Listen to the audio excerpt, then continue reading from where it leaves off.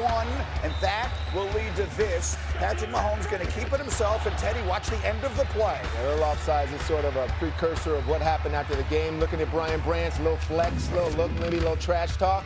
Remember that as we continue. Now, third quarter, Chiefs looking to score again. That's Hollywood Brown using his speed. Chiefs take a 20-10 lead.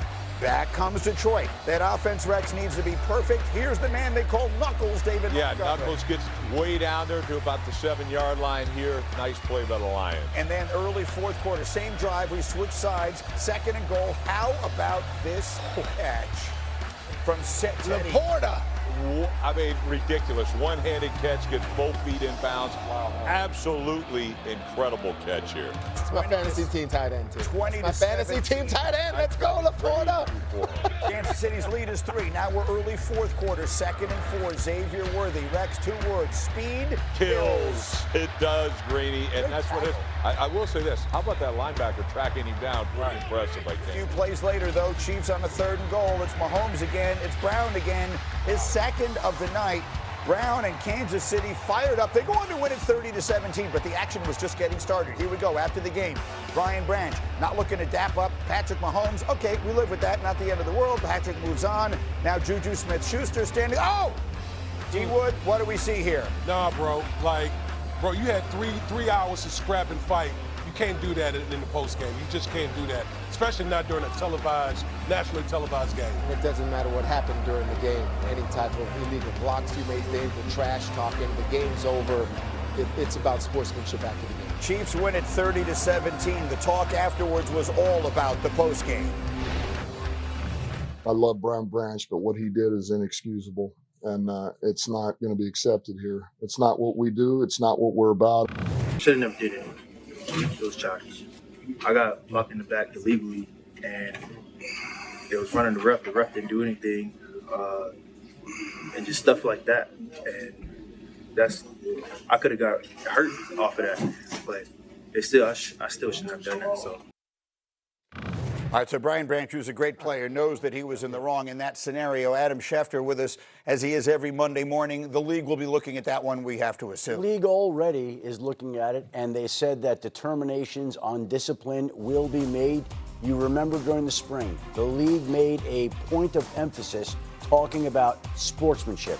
That would not seem to be the right sportsmanship that the league is looking for. So there'll be, at the very least, significant fines and very possibly a suspension. As Teddy brought up, Jalen Carter was thrown out of the game for spitting in week 1. The league deemed that to be his suspension. The league can look at that and say, this is worthy of a 1-game suspension, and we'll find that out here over the next 24 hours. Rex, we were talking before the show. I mean, frustration is what it is. The Lions may have felt a few things didn't go their way last night. A few breaks didn't go their way last night. It doesn't excuse what happens, I assume, after the game. No, absolutely doesn't excuse it. And quite honestly, this kid was playing injured as well, so it gets a little chippy. And I get it. I hope he's not suspended. Why? Because I'm a Lion fan, and I love this kid. He's got great heart, passion, but he's dead. He's absolutely wrong in this spot. But look, I've been there on the sideline. Sometimes you feel the Kansas City Chiefs got 0 penalties.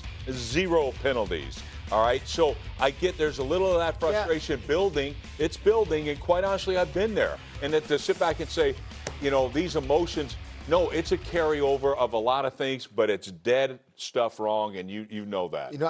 Certain teams bring out these emotions in other teams, and it's the Chiefs.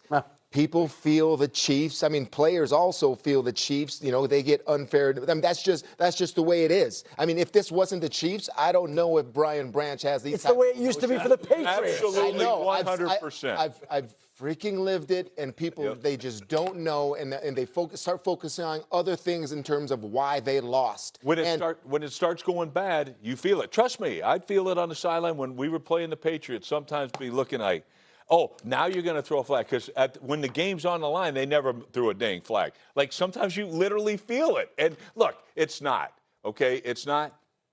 But it sure looks like, if you look at it statistically, numbers-wise, I think last Monday when they had 13 penalties against Jacksonville, it's amazing how quick they corrected that to 0 penalties. And this one, There we go. sometimes you There feel we it. go. I mean, you you see? feel it. You really that's do. the talk that I'm talking about. while you're there. But let me just say this. The worst look that is right there is Juju putting his hand out. Right. And then a fist to the face. An open palm to the face. That's the worst look. See, Juju, he's putting his hand out to shake hands. Now, I don't know what he's saying, all right? I don't know what he's saying, but still, the look of, here's my hand, shake it, well done, good fight, and I hit you in the face. I want to get to the game. So a final word on this, D-Wood. You've played 8 million games in your life. This is the kind of thing that does not happen often. Clearly, there will be a reaction from the league. A quick thought, D-Wood.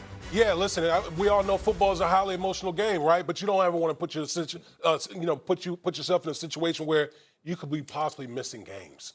That's the thing that to take away from that. Like, that was a selfish move on his part. You had 3 hours. You had 3 hours to deal with all of that. Once you get past it, once the final, whistle is blown, hey, man, it's time to move on. We got to get ready for the next game. Yep. And the Lions have a tough schedule coming up, so we're going to get to them in a minute. But let's start with the Chiefs. They're 3-3, and Rashee Rice's suspension is over. So if I were to say the Kansas City Chiefs are back, what would you say in return? Where'd they go? I don't know. They're back from what? I mean, this is a team that doesn't get too high with any victory. It doesn't get too low with any loss. They just know they play the long game. All right, they know it's a 17-game season now, and 3-3 isn't important. 2-3 isn't important. I mean, 1-2, whatever it was, they worry about winning a game. And then I have to think, this is a big win for them to get them back on track, because this is a very good football team that they beat like this, but still, a lot of times it's like, that's just business. That's just what we do. And I just think that they never disappeared, Greeny. This team is going to be there in the end. See, this is the most impressive game by far this season because of who they played and how they did it. Styles, like, they were physical. They out-physicaled the bully. So I think it was outstanding here. And to me, look, where'd they go? I don't know. They look pretty average to me. They're 3-3. Right. This is not the Kansas City Chiefs of a few years ago, in my opinion. But you were saying that all of last year. Are they as good as they were a year ago? And I think they are better. And the reason they're going to be better is because they're going to have a healthy Rashee Rice, give you actually a legitimate weapon. And I think that is huge. And the other thing that's huge to me is they actually have depth at offensive tackle. So they had the rookie that was playing well. The kid played the big $30 million contract guy that played last night. Jalen Moore Yes. at left tackle. So now they're better. They're better in the offensive line than they've been. And they have a legitimate number one receiver. And Patrick Mahomes finally has weapons. So I think they're better that way. I don't think they're as good defensively. But again, we're going to see. No, I'm just saying, listen, we were having in our discussion in the production meeting, who's the team? So you're talking about in the AFC, they're sitting here 3-3.